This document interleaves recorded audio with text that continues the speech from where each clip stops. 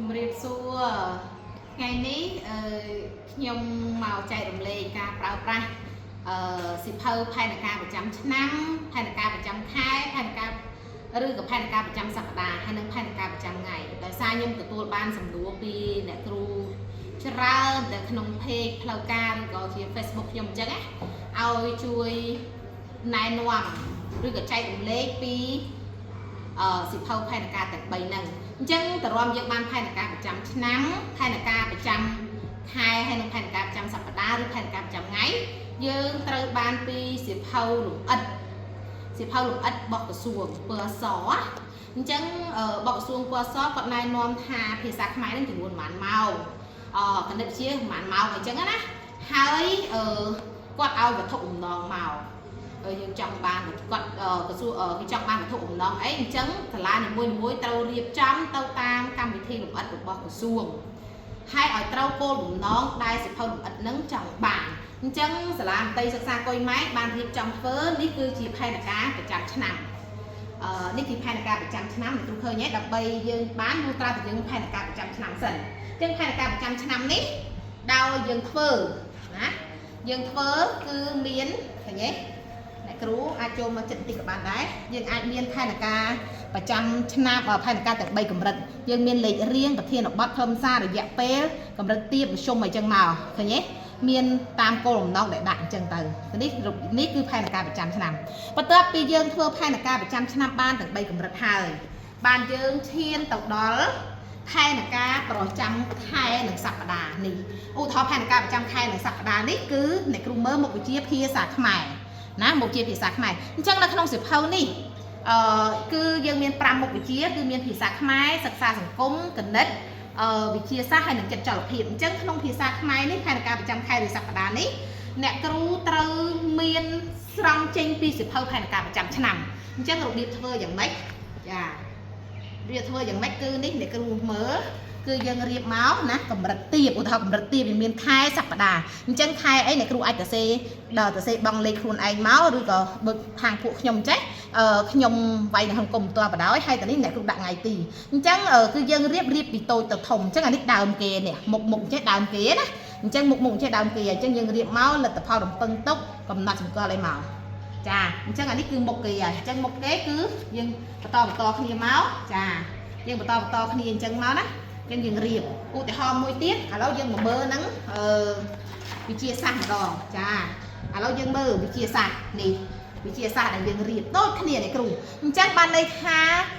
មួយក្បាលខែនិងសប្តាហ៍នេះគឺមានវិទ្យាសាស្ត្រគ្រប់មុខវិជ្ជាទាំងអស់ដែលមាន10ខែនៅក្នុងសៀវភៅនេះតែម្ដងណាមាន10ខែនៅក្នុងសៀវភៅនេះតែម្ដងអញ្ចឹងនៅផ្នែកខាងក្រោយនៃសៀវភៅចាផ្នែកខាងក្រោយនៃសៀវភៅអ្នកគ្រូអាចដាក់ថ្ងៃទីមកអីមកហើយអ្នកគ្រូឲ្យនាយកវាយត្រានៅផ្នែកខាងនេះណាវាយត្រាផ្នែកខាងនេះអញ្ចឹងណាអ្នកគ្រូវាយត្រាផ្នែកខាងនេះអញ្ចឹងយើងធ្វើបានប្រចាំខែហើយណាអញ្ចឹងប្រចាំឆ្នាំក៏បានហើយប្រចាំខែក៏បានហើយអញ្ចឹងយើងមកនិយាយពីប្រចាំសប្តាហ៍ម្ដងប្រចាំថ្ងៃម្ដងទៅនិយាយពីប្រចាំថ្ងៃអញ្ចឹងឧទាហរណ៍ខ្ញុំលើកមកកម្រិតមធ្យមណានេះអញ្ចឹងមួយខែឧទាហរណ៍ថានេះខែសីហាអានេះខែសីហាអញ្ចឹងក្នុងមួយថ្ងៃអញ្ចឹងក្នុងមួយថ្ងៃអ្នកគ្រូមើលគំរូរបស់គេគឺគេធ្វើនេះឧទាហរណ៍ខែសីហាឆ្នាំតែមិញណាគឺគេធ្វើមិននេះយើងមានម៉ោងស្អីយើងមានម៉ោងមុខវិជ្ជាសកម្មភាពគោលចំណងជើងមេរៀនគោលបំណងដំណើរការបង្រៀននិងកំណត់សម្គាល់អញ្ចឹងយើងមានម៉ោងឲ្យម៉ោង7ដល់ម៉ោង7 10នាទីធ្វើអីអញ្ចឹងយើងធ្វើបន្តគ្នាពេញមួយថ្ងៃឧទាហរណ៍ដាក់ថ្ងៃសុក្រទី1ខែសីហា2025ឃើញអត់ហើយនៅពេលមួយថ្ងៃនេះយើងនឹងធ្វើហើយផែនការប្រចាំថ្ងៃគឺយើងត្រូវសញ្ញេគ្រូបន្ទប់ហើយនឹងវាយត្រានាយកអញ្ចឹងយើងវាយត្រានាយកគ្រប់ថ្ងៃទាំងអស់អានេះណាគ្រប់ថ្ងៃទាំងអស់ពេលយើងវាយត្រានាយកគ្រប់ថ្ងៃទាំងអស់ហើយបានយើងយកមកកឹបជាសិភៅបានមួយខែណាអ្នកគ្រូបានមួយខែអញ្ចឹងនេះឧទាហរណ៍ខែកក្កដាអញ្ចឹងក្នុងមួយឆ្នាំកម្រិតមធ្យមនេះដូចជាអ្នកគ្រូរេនីក៏ធ្វើដែរគឺ10ខែគឺ10ក្បាលឃើញទេ10ខែគឺ10ក្បាលអញ្ចឹង10ខែ10ក្បាលហ្នឹងហើយគឺយើងធ្វើពេញមួយឆ្នាំទេឧទាហរណ៍ខែកក្កដាចឹងចុះនេះមានប្រហែលពេលហើយថ្ងៃអីខ្លះឧទាហរណ៍ខែកក្កដាចេះគាត់មានថ្ងៃអង្គារ ngày kia ngày tí muối khai cả đá pi quần thầy pram khởi nhé đôi khăn nhiều ngày tí chân màu anh chân màu nè tập máu mà sẽ lắc mà ngay vậy luôn mà ngay cứ miên gì nhé cứ tốc hay nâng vậy bài tràn dùa vậy bây giờ phơ ban pin mà khai sẽ lắc từng nó dương vô mà cấp trên kia sẽ thâu bạn nỉ hai dương đại xa ai xa tục chân nỉ đôi để cứ ban khơi nông cam bị thi bà chấm nắng bà chấm thái hai nâng bà chấm ngày rồi bom mặt tay xa coi máy để bán phơ còn lò màu ná hơi nâng xong sọp tam sự thâu cô ca ắt bọc xuồng ná chẳng anh chỉ ca chạy một lết và tay tam sẽ làm xem còn ai vừa khóc nía tam được bắn để muối ai dương trong vậy tha mê riêng để muối xem khi tầm bắn khía còn tay thường bách ở dương xong sọp nâng sự thâu ắt được bọc xuồng tam xong sọp tam cô cũng nó lại kê trọng bán hai chồng đuôn máu để kê đạo dương ở bán trấm trời chân u để họ tha đôi nhom cho sừng kề u để họ nhom nơi chật cái lái chiên cắt sóc nhom sừng kề chiên cắt sọc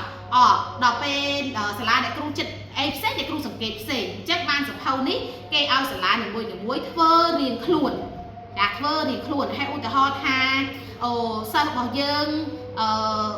chẳng vậy ha sao bỏ dương riêng sao rồi cả sao bỏ dương chặt mê riêng là mình tên tết dương ai cả thay mà màu tiết chỉ màu lực anh ấy vậy tao strike tay kêu mình tục chỉ nhẹ sừng kê mơ sao được bọc luôn hai cam bị thi được anh ấy dương tao update chỉ riêng rồi năm chỉ riêng rồi khai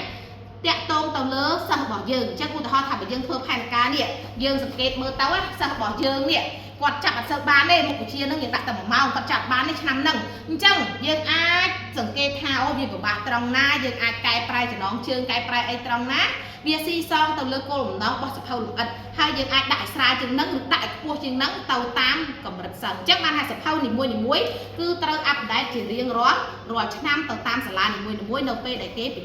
chúng cừu chà hay nít chỉ ca chạy ở lễ pro sân bà niên trong giấy tư không ca chạy lệ nên miền ca khó công trong ca nàng nuôi có sông mà thấy tổ đòi xa miền ca sử dụng vô không ca ở thơ chỉ video không ca chạy lệ chẳng á hay comment của con tha là nên nhung thơ trơi mà rồi thì rồi đài chà cho là hà là nên chống lọc thơ chẳng hái lần sau tám con cá sẽ thơ lục bọc của xuồng chà hái lại cứ chạy cho tiền hà anh ấy ở trăm khai 100 sắp và đàn ấy con đặt khai này khai bàn tay ấy một vị chia sạc một vị chia sạc đau đặt khai tại một vị chia sạc nó không nâng tay mà đòn tay ảnh ấy đau mùi khai sầm rắp ở trăm ngay trôi khỉ nên này cứ hai dương miên tại bên tết không ca chạy lấy chỉ cách để chấp có ở con đá sầm rắp cả trôi tu sầm bị tụ